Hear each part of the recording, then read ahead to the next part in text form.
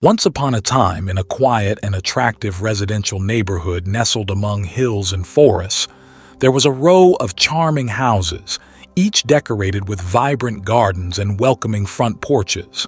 Families wandered along the sidewalks, children played in the parks, and life was quiet in this close-knit community.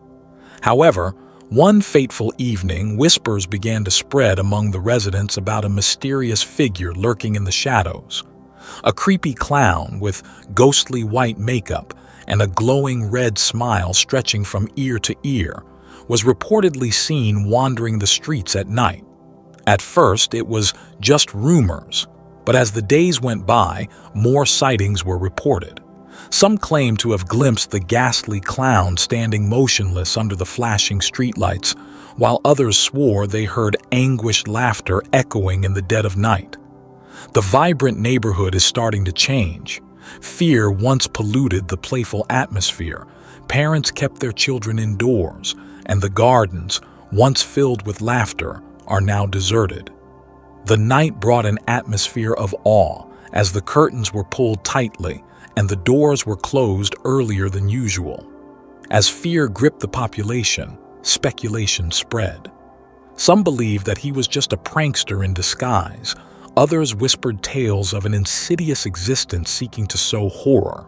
The local authorities received many calls, but each time they arrived, the clown disappeared without a trace, leaving behind a clear feeling of discomfort. The effects of this horror were profound. The presence of the ill-fated clown severely affected everyone's minds. Paranoia spread like wildfire, causing divisions between neighbors who shared barbecues and friendly conversations. Attempts were made to uncover the truth behind the clown's appearance. Neighborhood watch groups patrolled the streets, hoping to catch a glimpse or collect evidence amid the chaos. A few brave people decided to face their fears. Determined to rid their neighborhood of this insidious ghost, they set out on a mission to uncover the identity of the clown and put an end to fear. Through diligent investigation and cooperation, they stumbled upon a forgotten story, the story of an old circus that once pitched its tents on the neighborhood land where the neighborhood now stands. Legends whispered about a disgruntled clown who was forgotten and left behind when he left the circus, whose soul supposedly remained, seeking revenge for his abandonment. Brave residents made a plan. They organized a community gathering, a celebration to reclaim their streets from the alien presence that had been haunting them for so long.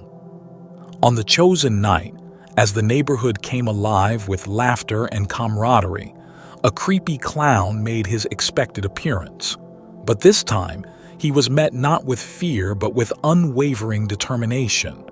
At the moment of the climax, the residents unveiled their plan, revealed the true origins of the clown, and expressed regret for the forgotten soul. Influenced by this unexpected show of sympathy, the malevolent aura of the clown dissipated, and with the last bow, he disappeared at night, leaving behind a new sense of unity and understanding among the inhabitants. From that day on, the neighborhood was healed. The tales of the once frightening clown became folklore, and the houses again lived with the warmth of common moments, regaining the calm that was temporarily lost in the darkness.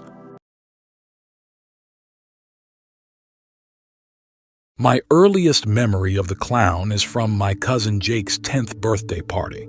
I was only 5, but I distinctly remember the commotion surrounding the clown. I remember my parents preparing me before we left the house and on the drive there. "There's going to be a clown at Jake's party," my dad said. "Just be nice. All you have to do is be nice," my mom added. I didn't understand why they were so worried, why my mom kept wiping her hands on her dress the entire drive to Jake's house, or why my dad kept taking deep breaths. Weren't clowns supposed to be at birthday parties? When we got to Jake's house, there was something going on. The kids were running around the backyard and jumping in the bouncy castle, but the adults were standing around in silence, their eyes darting back and forth across the yard, while some of my aunts and uncles walked in and out of the house periodically. It was like they were all waiting for something to happen. As I jumped in the bouncy castle along with the rest of my cousins, I noticed a movement in the bushes near the gate that led into the backyard. I continued to bounce, trying to get higher each time in order to get a better look at whatever was there. Finally, I saw the clown appear from behind the bushes and watched as he unlatched the gate. I stopped bouncing and tried to maintain my balance as I watched the clown step into the yard and close the gate behind himself. I pushed my fingers through the mesh in the bouncy castle and pressed my face against it, staring at the clown as he scanned the backyard until his eyes landed on me. He stared at me for a few seconds and I stared back, not really knowing what to do. Nobody else seemed to have noticed him yet, and my cousins continued bouncing around behind me. He was short and he wore a curly, rainbow-colored wig. His face was white and it seemed like his skin was naturally that pale. It didn't look like paint at all. His lips were normal size but bright red, and he had a giant round red nose. His eyes were dark, so dark that I couldn't distinguish the pupil from the iris. He had two black lines that started above his black eyebrows and ran down his eyelids to the tops of his cheeks, which appeared to be inflated with something. They were round and protruding with a pink blush on them. His skin was smooth, like porcelain. He wore yellow polka dot pants that were held up by red suspenders, and a white shirt with giant red buttons down the front, and red ruffles around the neck, chest, and sleeves. He wore shiny red clown shoes, and he carried a gift bag in one hand. I don't know how long I stood there watching him, but suddenly, I was being pulled out of the bouncy house by my mom. She dragged me to a table and sat me down in a chair in between herself and my dad. I continued to watch the clown as he approached my cousin Lisa and pulled out a pink balloon from a pocket in his pants. He blew up the balloon and then twisted it into a dog, handing it to her. She took the balloon dog from the clown and ran to her mom, my Aunt Chelsea, who grabbed Lisa roughly and dragged her away from the clown. There was an impalpable amount of tension for the remainder of Jake's birthday party. Our parents wouldn't let us stray too far away, and the clown stayed the entire time, wandering around the yard and handing out balloon animals or honking his nose for the children. When it came time to open presents, we watched as Jake unwrapped countless video games and action figures, along with a few clothing items. Once he finished opening the last gift from a family member, the clown walked up to Jake and handed him the gift bag he had been carrying around for the entire party. I watched as Jake's mom tried to stop the clown from handing Jake the gift, while my uncle held her back. We all watched as Jake thanked the clown and opened the gift bag, taking out handfuls of tissue paper until he reached in and pulled out the gift. "It's a book," Jake said. I saw his mom sigh in relief, and Jake turned the book over in his hands, looking at it. It was a small, hardcover book with a glossy dust jacket that had a drawing of a beach on it. Jake thanked the clown, and it walked away from him, through the gate and away from the house. Once he was gone, Jake's dad snatched the book from him. I asked him about it later, but he told me his parents had thrown it out. I saw the clown a few times after that. At every cousin's 10th birthday party, he would show up in the same outfit every time and give them a hardcover picture book that their parents would get rid of. When I was 10, the same thing happened, and although I begged my parents to let me see the book, they declined. The night of my birthday party, I snuck out of my room and saw my dad go up into the attic with my book. I tried to find it a few times after that day, but he had hidden it well and it was nowhere to be seen. I once asked my parents why any of us even had birthday parties if they were so afraid of the clown, but they told me that the clown would show up anyway. He always knew. I didn't see the clown for a couple of years. All of my cousins had passed the age of 10, and none of them were old enough to have their own children yet. When I turned 20, my parents died in a car accident and I inherited their house. By that time, I had forgotten all about the clown and the book and didn't care to read it or figure out why they had taken it away. And then about 12 years later, my daughter Wendy had her 10th birthday party. My wife knew about the clown, and we had already seen it appear once before at Jake's twins' birthday party. We had prepared Wendy and had given her the same warnings my parents had given me. Be nice to the clown. About 30 minutes into the party, the clown jumped over the backyard fence and wandered over to the table where Wendy and her cousins were getting makeovers. I stopped myself from running over and stopping him. He looked exactly as I had remembered him. Not a single thing had changed, not even his outfit. I watched as he caught my niece Alice's eye and pulled out a blue balloon from his pocket. He blew the balloon up and then pulled out another blue one and then used them both to form a hat, which he gently placed on her head. I watched as she thanked him and he clapped his hands together and then continued to walk around my backyard. Nobody ever tried to stop him because we had always been warned not to. We were never specifically told what would happen if we tried, but we knew it was bad, and none of us wanted to find out what it would be. When it was time to open presents, I continued to eye the gift bag in the clown's hand. Once Wendy was done with opening the gifts given to her by family members, the clown approached her and handed her the bag. She took it gently and slowly opened it, digging around the tissue paper until she pulled out the book. "Thank you," she said, smiling at the clown. He took a bow and then walked away, jumping back over the fence. I let out a sigh of relief once he was gone, and I approached Wendy, taking the book from her.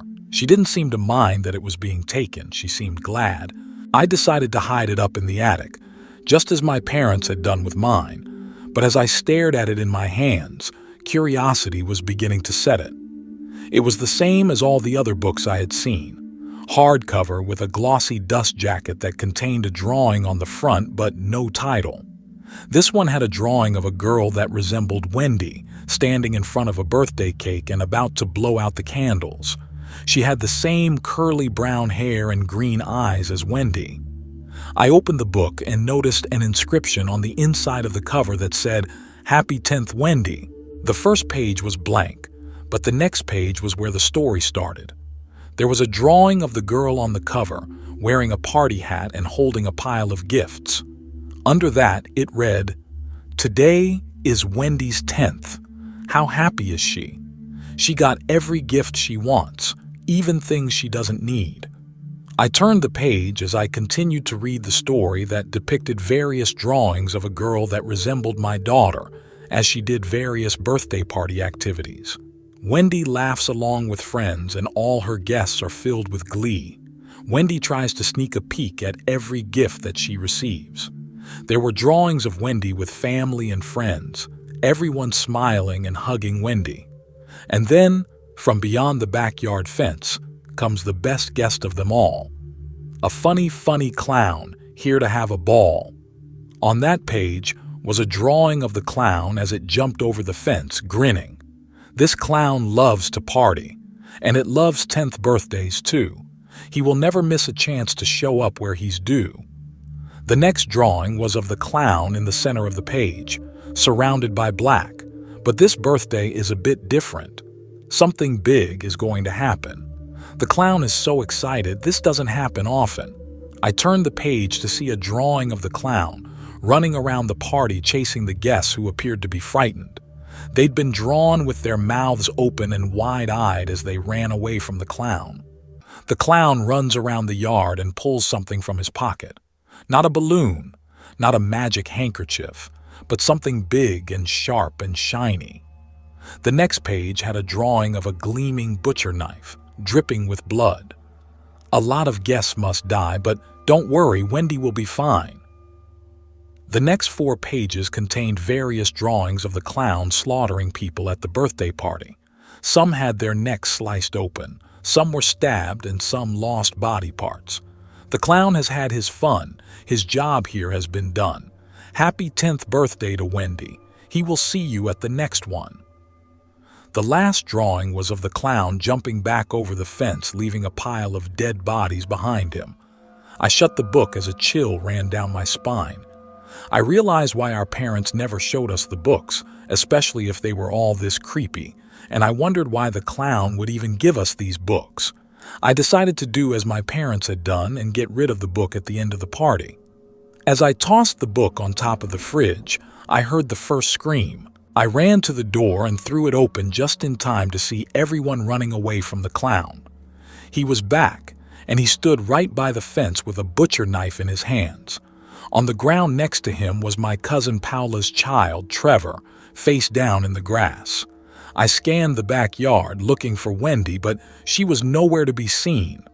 All the guests ran across the yard, trying to get as far away from the clown as possible. I watched as Jake tossed his children over the fence and into the neighbor's yard, followed by his husband and then himself. I looked for my wife and I spotted her running towards me and into the house. "Where's Wendy?" I asked her, grabbing her arm. "She jumped the fence a while ago. She's fine. We need to hide." She dragged me inside with her as the screams continued. A few more family members made it inside and we hid in the kitchen and the living room. After a while, the screams died out and I slowly got up, opening the door and peering out into the backyard. "He's gone," I said as I threw open the door and walked outside. There were a total of 10 dead people, and a few minutes after the cops arrived, so did Jake, his family, and Wendy. I ran to her as I saw her coming up the driveway, picking her up into my arms. "I'm so glad you're okay," I said. I kept her by my side for the rest of the night as we answered questions. I didn't tell the police that I knew the clown, as they would never believe my story about the curse. Instead, we all told them that we had no idea who the clown was and that we hadn't hired anyone. Hours later, everyone was finally gone. Wendy had gone to bed, and I went downstairs and helped my wife clean up some of the mess. Once we were done, I grabbed the book from on top of the fridge and handed it to her. "What's this?" she asked. "It's what he gave her, Rose," I said as she opened it. "Read it." I waited for her to finish reading the book. Once she was done, she tossed it onto the counter. "What?" she hissed. "Did he plan all that? Is this supposed to be some stupid joke?" I shrugged. "Did this happen to everyone else?" she asked. "I don't know."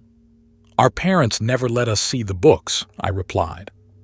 We stood in silence as Rose grabbed the book again, giving it a disgusted look. "I'm going to go look for something," I said suddenly. I made my way to the attic entrance in the hall and pulled down the ladder. I slowly made my way up, each step creaking as I stood on it. When I reached the top, I flipped the switch and the lights turned on, illuminating the attic enough for me to see.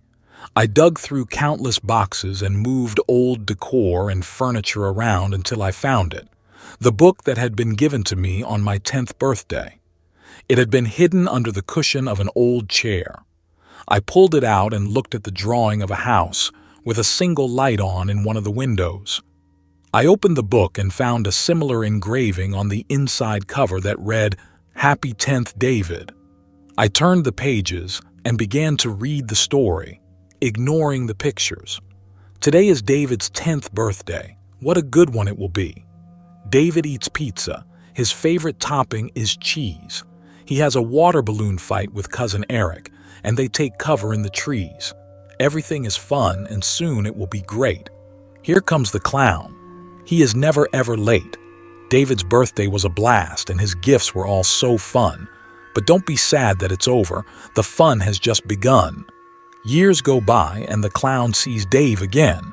It's now his daughter's 10th birthday, and today, the fun will end. A lot of guests had fun, and for others, this day was their last. But David's family is alive. Thank the clown for that. And now it's time for bed, time to get some sleep. Don't forget to check on Wendy. She hasn't made a peep.